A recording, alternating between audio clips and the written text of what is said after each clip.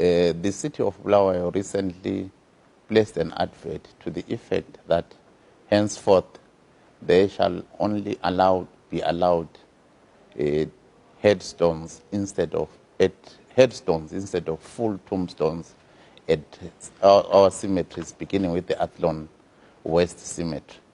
This is to allow for ease of maintenance. It has been noted over the years that all cemeteries where we have allowed all manner of tombstones to be erected become very, very difficult to maintain, especially keeping the grass and other weeds out of the cemetery, because we now have to do it almost manually instead of mechanically doing so.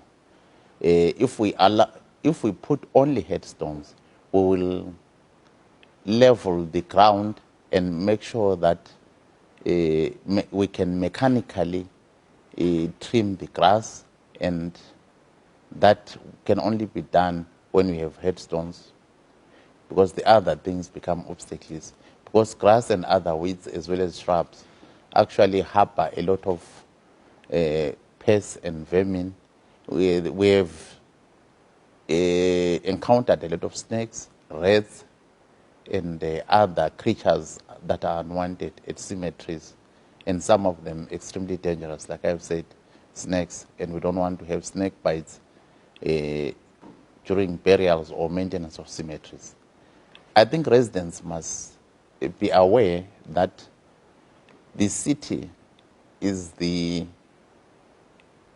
custodian of a cemetery, and it is a custodian of the same grave and cemetery in perpetuity. It's not like there will be a time when the city will cede this responsibility for the cemetery to anyone else. If residents feel that they would want to have graves, stones or tombstones of a particular nature, let's say as a family or a group, they are allowed to reserve space for themselves and do such, and even fence the area off. But if they want to be buried in the public area, I think they will be subjected to public rules, and the rule at the moment is that they would only be headstones, because they make a maintenance ease. And we know that we want to be a smart city, and obviously we want to by 2024, and therefore it means we will want to mechanize and computerize where possible. And this is easier when we only have headstones.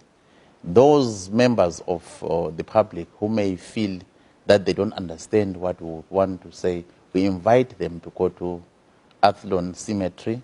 There is a section there where we only have headstones, and it is maintained by the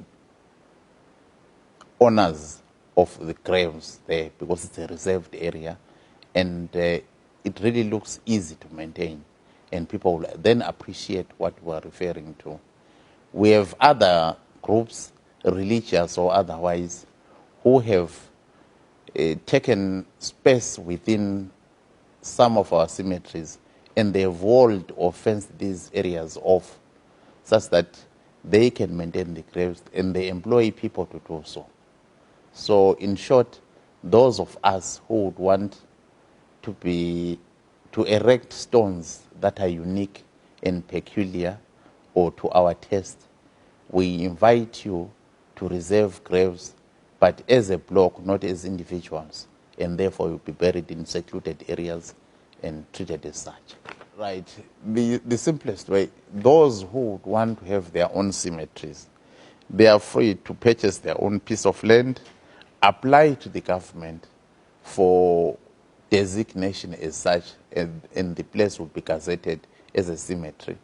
And if it is gazetted as a cemetery, they can bury whoever they want there and maintain it the way they want.